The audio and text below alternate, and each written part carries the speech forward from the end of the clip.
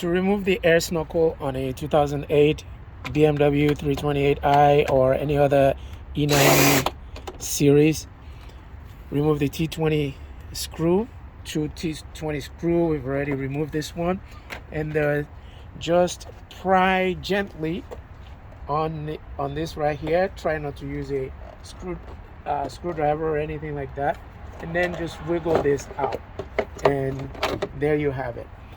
If you are going to remove the air box, these two 10 millimeters over here on the side of the fender.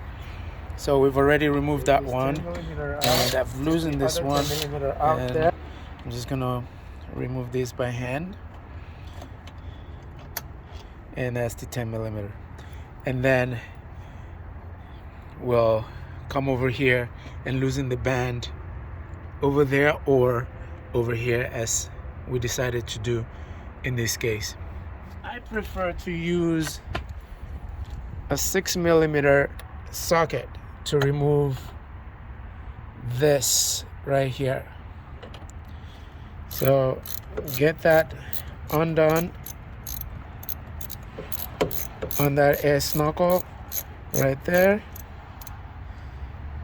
and that's loosened. And as you can see, I've already removed the mass airflow, and then we're just going to, I want to remove it from there, but you can also remove it from here. I've loosened both of them.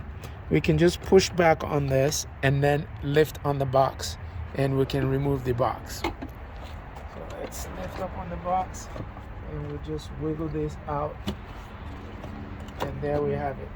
In this case, we're trying to see the source of a leak that's coming from the radiator hose, and we can already see right there that our leak is coming from this upper radiator hose over here.